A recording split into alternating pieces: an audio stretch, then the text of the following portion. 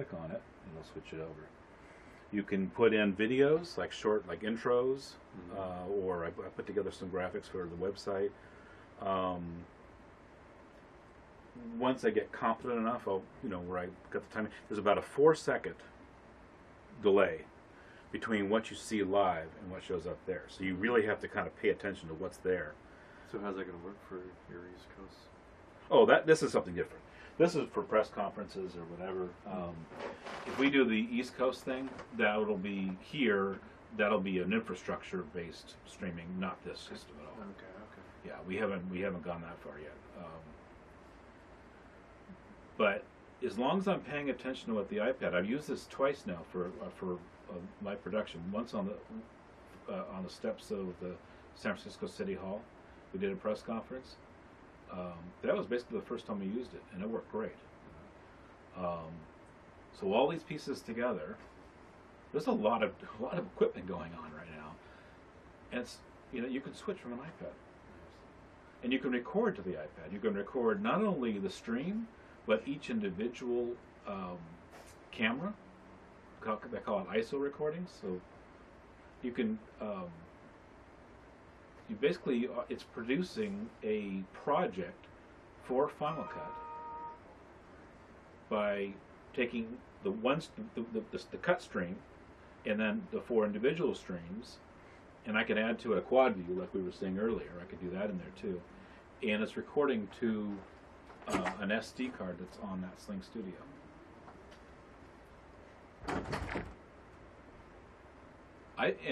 The other thing I was going to show you. See how this light is lit up? Click on the view that shows this camera, whatever one that is. I don't know which one it is, but so double click.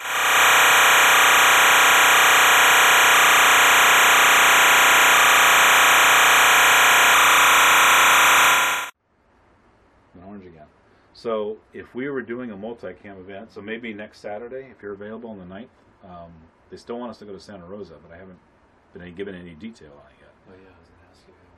Okay. So I haven't heard. A Saturday, okay. Yeah, it's going to be. It could be a long one, and an early, very early one. So how we've kind of had issues with being able to kind of communicate with each other as far as when things are. So if you're operating, say, this camera, and you see that orange light, it's live. Yeah. So you know not to touch it, right?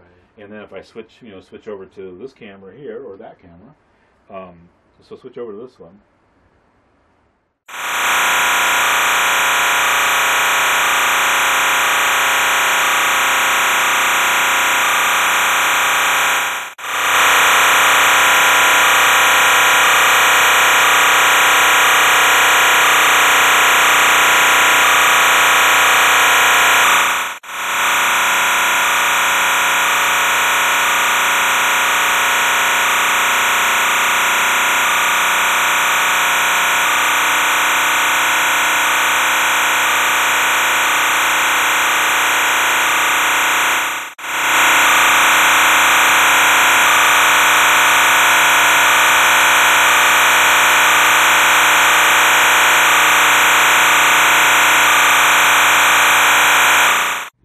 Click on that and it will bring you back in there. And you can change how you do it. You can do cuts, you can do dissolves, you can do whatever. And then it's got this, and you could bring in video, clips that I've made up, like an intro video, that kind of stuff I could do. And then it has this audio mixer. There is a direct audio port on this, so that if I wanted to go directly from the mixer or whatever into that, I could do that. Then you turn off all the other audio sources. Then you have a clean audio for everything going into that, just directly into that. So this interface, is it talking to that Yeah. piece right there? This creates a hub. It's basically an internet hub, but the only network it's attached to is itself. Not technically, it is connected to the internet through that DSL line. DSL line, but that's kind of incidental. But And what is that other piece there? This is where the stream's actually going out. Okay. So this is connected by HDMI out to this, and this is actually sending out the stream to switchboard. So okay, so this is talking to the white widget there, your Yep. hub, and the other one's talking to your control software. Yeah, It's going out to the internet. Yeah. I'm control anything I could do to control this, which is not very much. You do on the website through internet. Okay. Through You a just web tell page. it it's coming. Yeah. Cool. So then, if you're ever operating this, you just put the iPad on there, and you can basically. I've got 2 independent views, so I'm using the iPhone. I've been using it as a wide shot, and then this camera for my close-up, and it's worked out really, really well. That's great. I mean, if you got that and you're sitting right there, even if you had to go out on one, if you set up 3 stationary cameras, Yep. you can still sit there and control. Yeah, you can sit in the audience with that, and so far this has been very reliable. The only problem I just had was just now, the video feed coming out of this into this was kind of glitching, and I don't know what was causing it. The only solution I found was to turn it off. So the other thing I've added, and I haven't used it yet, so I don't know how well it will work. These little units right here, they're called tentacles, and all they are is a time clock. So what it's doing is sending out a audio stream, and it's a very annoying stream. I don't know if you can hear it. You actually probably could hear it if you turn on. Let's see. Oops, which camera is that? EB.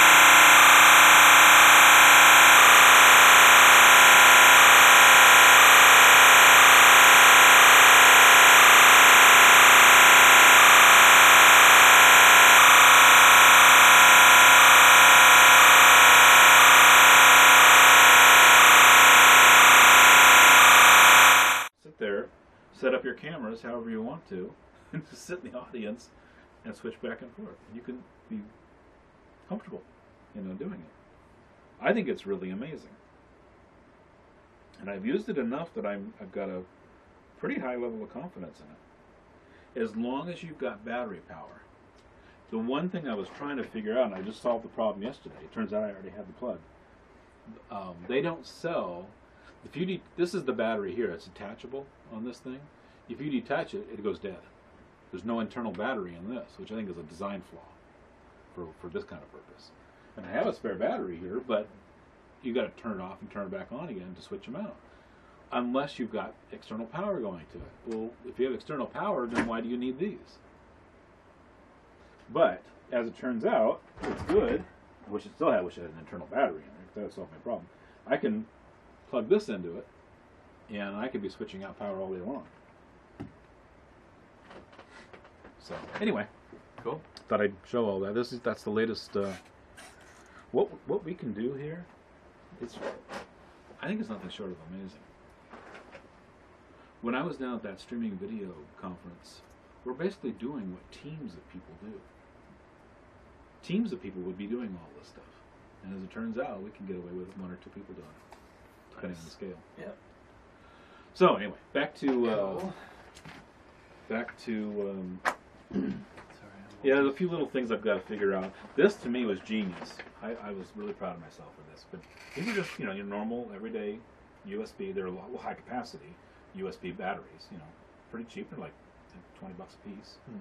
But and I put the Velcro on there, and so that could feed an HDMI device to that thing. I'm guessing probably 10, 12 hours at least. I just think that's phenomenal. Is it wireless? This is wireless to that, yeah. HDMI, it's HDMI wireless? It's HDMI to this. Uh-huh. This is a transmitter, a video Okay. signal transmitter to that. So that creates the network, basically, that it attaches to. If you look it up on your phone, you'll see it. It's Sling Studio something or Cool. other. And that's all it does. So when we were down at that hotel in LA, I think one of the problems that we ran into was the internet at the hotel brought everything down. And I don't know why exactly, because we were using that as the hub. We were basically doing the same thing as what this is doing, but the only difference was that's not optimized for video, of course. That's just regular internet traffic. This is optimized for video because that's what it does. It's its only purpose. And there's other things you can do, but this has been on the market less than 6 months. I think it came out in June, something like that. And it's a little simplistic for what we want. Wirecast can do a whole lot more, much more professional grade. But I'd say probably 90% of what we can do it this way. When we start getting into higher end productions where we got to bring in lower thirds and all that kind of stuff, I'm not sure that this will work the way we want, like Wirecast would. But in that scenario, we might be able to change things up. Now, the only way to interface with that is through the iPad. There is no Mac version or web version or anything else. So you have to use it as it is to use that thing right there. But but that little orange dot, I was playing with that yesterday. That's kind of cool. So you really wouldn't have to be communicating a lot. You just know that if that orange dot's on, you're live, and you know what not to throw the camera around or whatever. But anyway, I'm pretty pleased with myself. Nice rig. Yeah, and so like next Wednesday or Thursday, I forget which. I've got to go down to LA. Probably just set up with this tripod, easy to carry on, and that camera, and maybe some of this other stuff, and this. And this little thing's becoming pretty handy. I'll just kind of put some of that stuff in there, and I can live stream from just about anywhere. I'm With just these 4 tripods. What I would do like next And a week laptop. for a press conference, I wouldn't bring.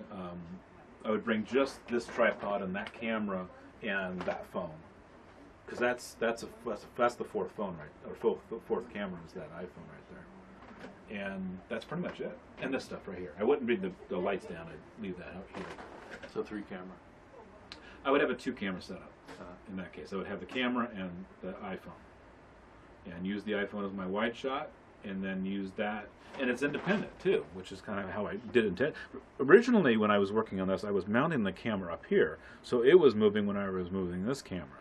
But as it is now, if all I need is just a wide establishing shot that's not going to move much, I'll fix that, and then I can move this camera any way I want to, and never have an issue. So it's not you may see a little jarring or whatever if you bump the tripod too much. You can pick it up. Yeah, if you move the tripod, obviously you're going to change it.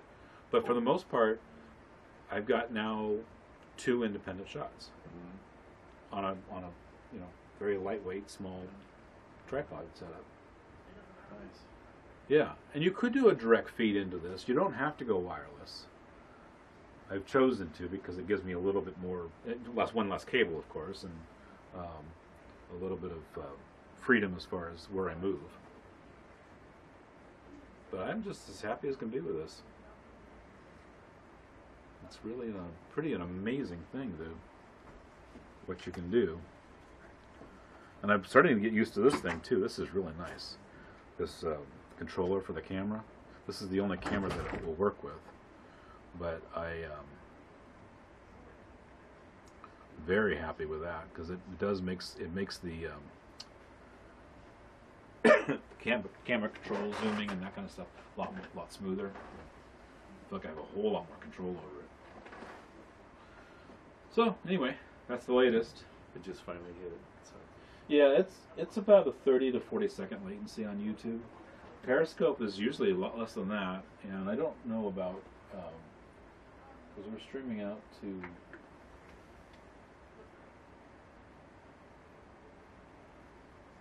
Should be streaming out to that. 8, 4, 5. Yeah, there it is. So that's the Periscope view. Yeah, I can hear us. And then I've got Facebook, and for whatever reason, you've got to refresh the page every time. So that's live right now too. All 3 locations. Now, Switchboard, really expensive, but you can do it from your phone. The little switch. All you do is set up, tell them what destinations you want, hit the little switch thing, and you're on. The one hurdle we were trying to overcome. Well, the 2. Number 1, I had to be able to do it from an iPhone, so it had to be really simple and easy to use. The Teradek cubes were just not letting me do that. You really had to have a computer doing it. The other hurdle we had to overcome was Facebook. If it knows, well, since I'm streaming out loud, I need to be careful what I say, I guess. So I was listening. Here, what we'll do